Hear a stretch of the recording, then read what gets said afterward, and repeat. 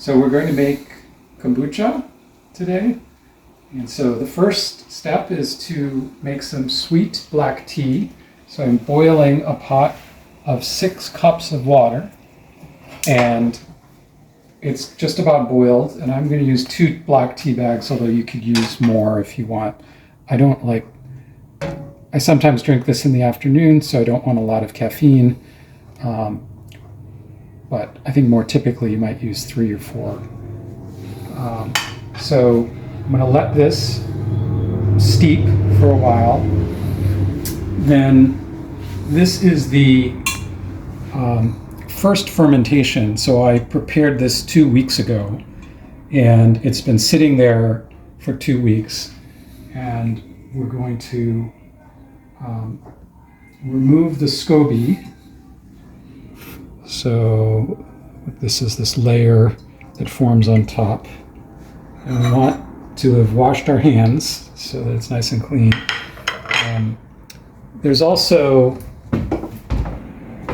as you can see, there's multiple SCOBYs. We only need 1. So I'm just going to toss this. And then I'm going to wash my hand because the SCOBY is coated with the tea, which is a little bit sticky.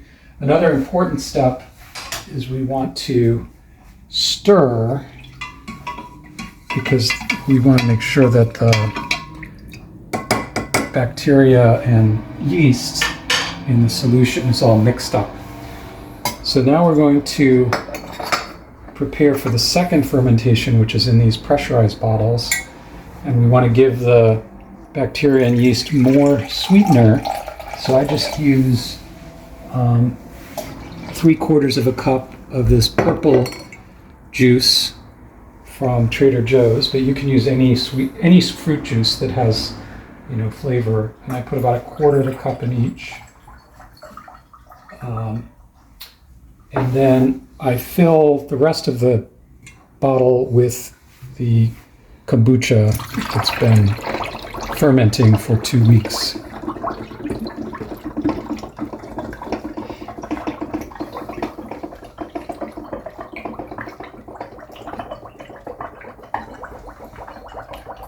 And I usually fill it. Yeah, that's just about perfect. And then the second. Again, about 1/4 of a cup of the fruit juice. And fill the rest of the bottle with the first fermentation. The kombucha in this jar doesn't have any flavor. It's just the sweetened black tea that's been digested by the bacteria and yeast.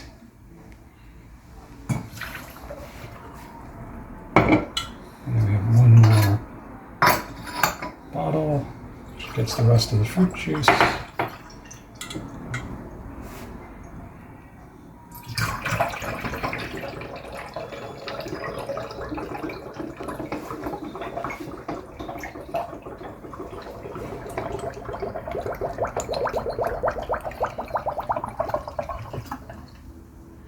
Just maybe a little more.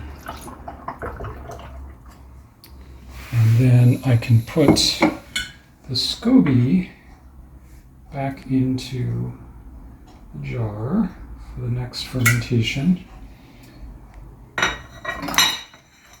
So these 3 bottles we will seal. These have these special stoppers so they can be pressurized.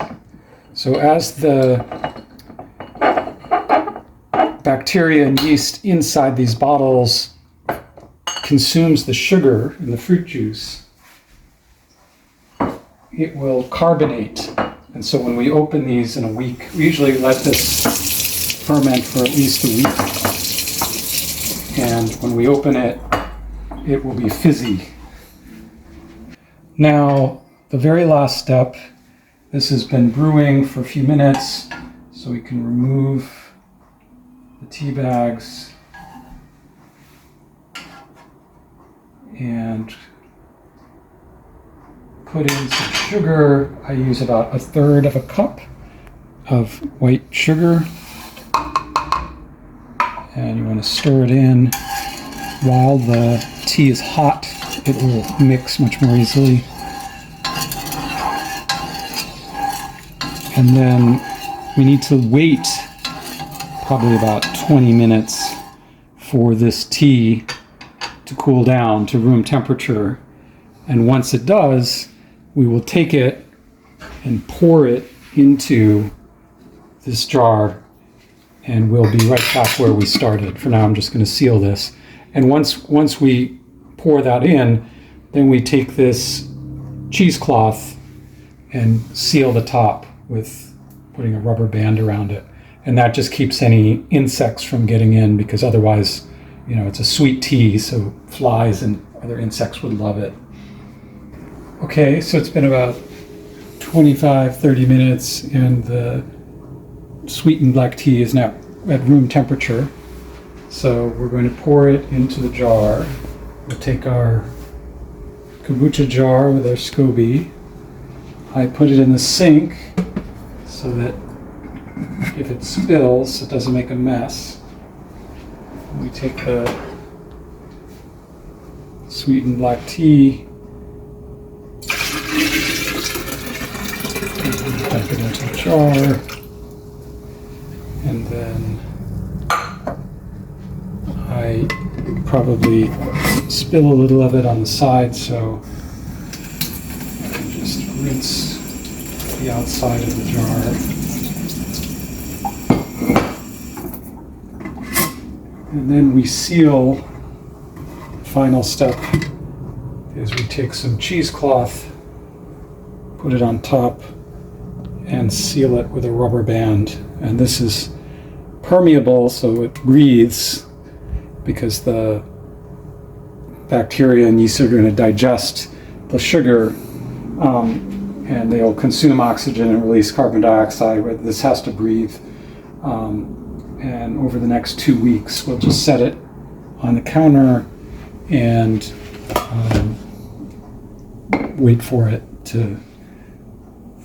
In 2 weeks, we'll make another batch in the exact same way.